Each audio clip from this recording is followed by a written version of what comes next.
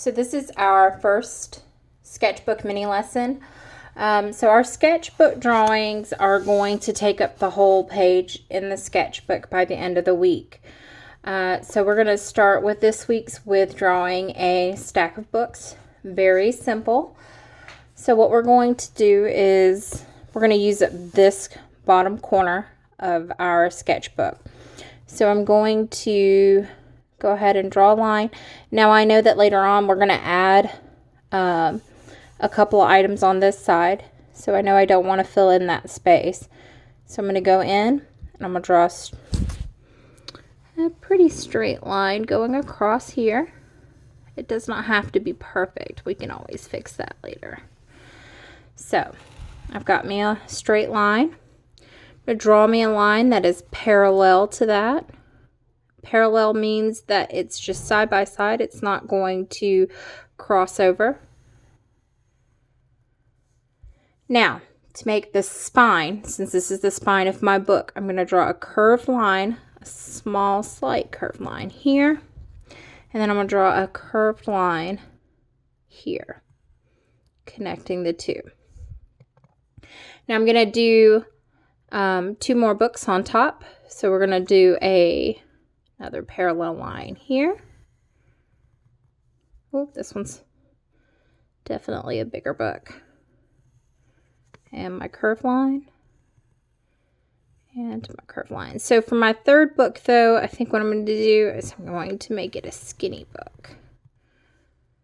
And let's make it slightly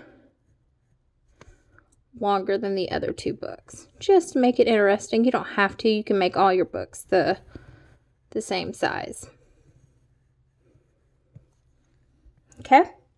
Now I'm going to pause the video because I'm going to come back and I'm going to clean up some of my lines.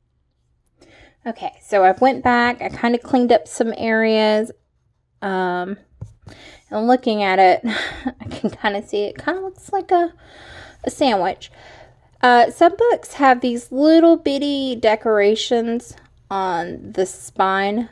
So I'm going to add a band, 2 thin bands on this middle book. Now you're going to want your lines to follow the curves that you have over here. You want it to be the same. Because if you were to change it, it would kind of change the look of your book as well. It kind of warps the view. So I'm going to go back and I'm going to change this how it should be.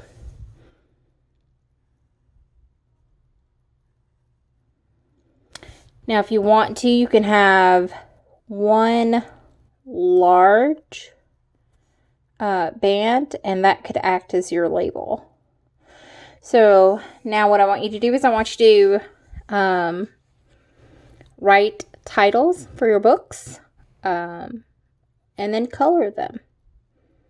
Okay? And I will come back with mine done. Okay, so now I have finished coloring my books, but while I was coloring, I realized that we could kind of come in and do a little bit of shading. So these are the colors that I use to color the books. So I have the light green and the brown for Peter Pan, red and yellow for Beauty and the Beast, and light blue and yellow for Cinderella. So to add in a little bit of shading, what I'm going to do is I'm going to just darken the bottom of the books to kind of give it some shadow. So I'm going to go in with the black on my brown book and just very lightly darken that edge. And I'm not going to use the black on this green area because what I'm going to do is I'm going to get the dark green and come in with that one and lightly color that in. And then I'm going to go with purple for my red. Just kind of lightly color that bottom edge. Making sure that I don't touch the yellow. And then I'm going to take my orange and lightly color the bottom where the yellow is on both books. And then I'm going to take the darker blue and go on this light blue.